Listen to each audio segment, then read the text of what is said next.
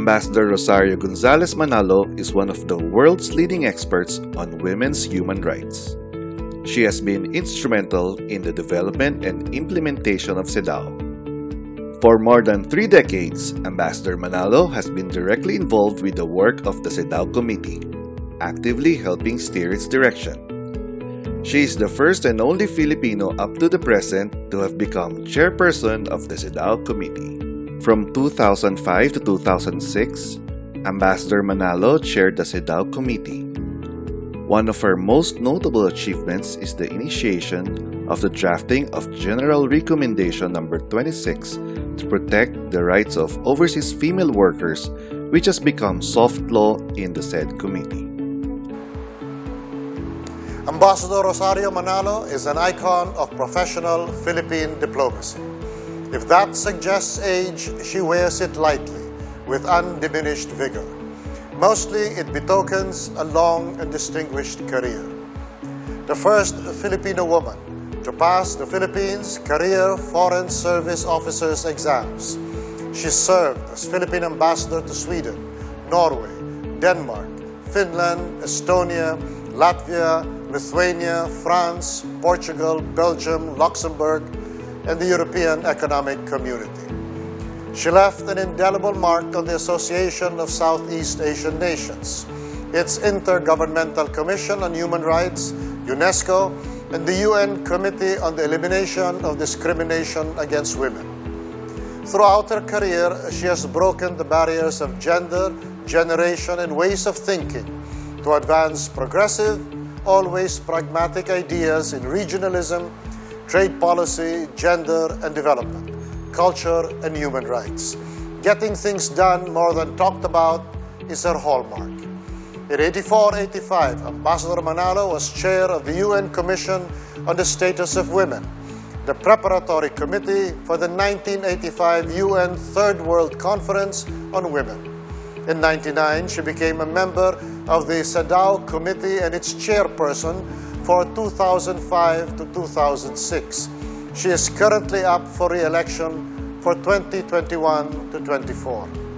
It is my pleasure to inform you that the Philippines has put forward the candidature of Ambassador Rosario Manalo as the Philippine expert in CEDAW, being my country's most eminently qualified candidate to serve a new term as a member of the CEDAW Committee.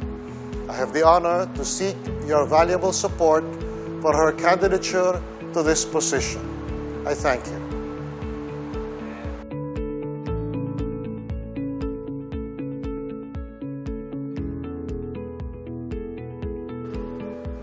In the UN CEDAW Committee, I wish to advocate the further advancement of women's rights in the following fields: women in politics and decision-making.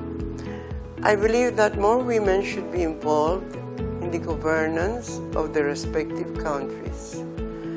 While a mind change is going on universally, there is a need for stronger advocacy to advance women's empowerment faster and to encourage more women to be more involved in political life and decision-making, both at the level of local governance and at the national level within the 3 branches of the government. With a large percentage of women acquiring advanced education, more and more women are capable of making tough choices and the right decisions. Their decisions are grounded on reality, a nurturing sense of community, and a deep appreciation of both the foibles and the strength of humanity. My second advocacy is women in diplomacy. More women should be encouraged to be actively involved in diplomacy. Women are community builders, active listeners, consensus seekers, having the traits that make them inherent mediators or diplomats.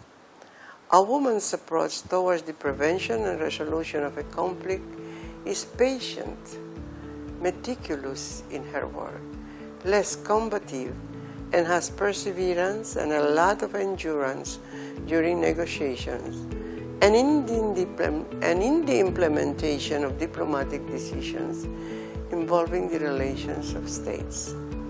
Since conflicts are fertile grounds for human rights violations, and in particular those rights of women and the girl child, women therefore should be involved in diplomatic action, such as in conflict prevention and in peace building.